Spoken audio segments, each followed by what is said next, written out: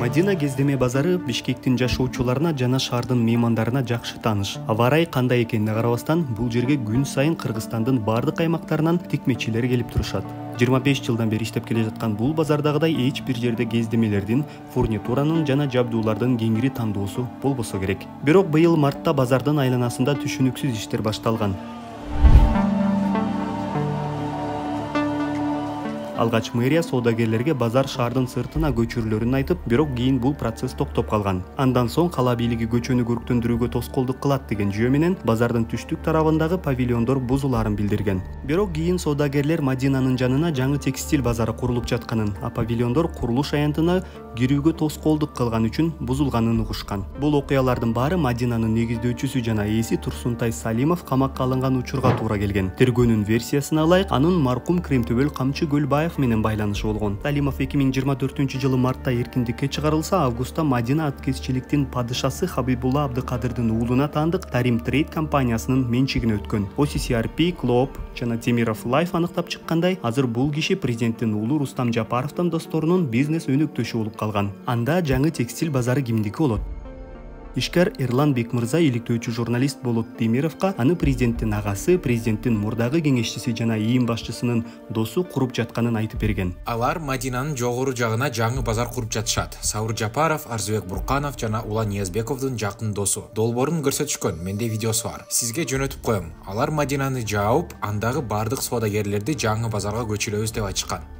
Клоп Мадинанын жанындагы курулуш жеке темир-бетон буюмдар заводунун жана Сан-Сити спорттук ден соолукту чыңдоо борборунун ордунда жүрүп жатканын аныктап чыкты. Темир-бетон заводу бул жерде 1960-жылдан бери иштеп келген жана анда өндүрүлгөн продукция Кыргызстанда, Казакстанда жана Орусияда суроо талапка ээ болчу. 90-жылдардын башында эмгек жамааты заводду менчиктештирип, ага 400дөн ашык акционер ээлик кылып калган. Жарнамалык видеолорго ылайык, завод жакынкы жылдары эле гүрүлдөп иштеп пайда таап турган. Бирок 3 жыл мурда заводду салык кызматы менен прокуратура текшере баштаган. 2021-жылы анын мүлкү камакка алынып, 2023-жылы заводдун ордунда котлован пайда болгон.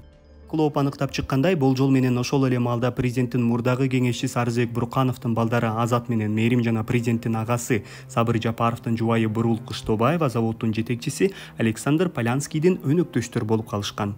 Жакында эле 2024-жылдын 17-октябрында заводдун акцияларынын дээрлик 42%-на Александр Галенко деген адам ээлик кылып калган. Темиров Лайфтын маалыматына ылайык, бул кишинин президенттин иш башкармалыгынын жетекчиси Каныбек Туманбаев менен байланышы бар. Бүгүнкү күндө ордунда курулуш иштери жүрүп жаткан Сан-Ситинин бассейндери, спорттук залдары жана аквапаркы эмне болду?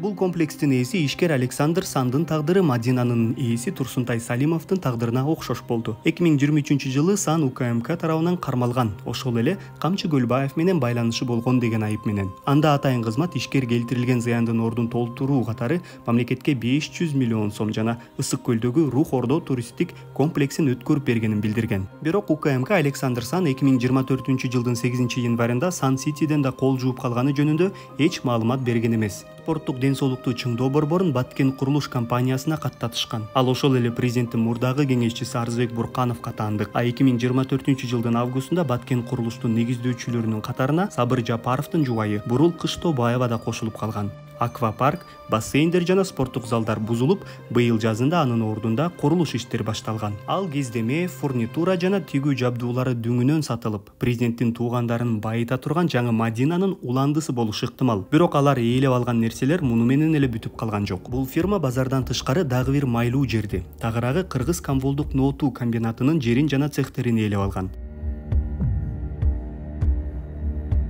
Мурда ага Аю холдингдин негиздөөчүсү Шаршымбек Абдыкеримов менен байланышы бар адамдар ээлик кылышкан. 2023-жылы сентябрда УКМК комбинаттын мүлкүн мамлекетке кайтарганын билдирген. Бирок Клоп бул жерден тышкары мамлекетке коңшу жайгашкан жер тилкелери да өткөнүн аныктап чыкты. Алар Абдыкеримов менен Салимовго тиешелүү болчу. Жер тилкелери алгач мамлекетке алынып, бирок быйыл май айында алар 9 гектарлык бир чоң жер тилкесине бириктирилип, бөлүп төлөө шарты менен Абдукадырдын уулуна сатылып кеткен. Эмнеге мамлекет Көлбаев менен байланышы бар адамдардын мүлкүн алгандан кийин аукционго койбостон, жең ичинен президент Садыр Жапаровдун туугандары менен досторуна өткөрүп берип койгон?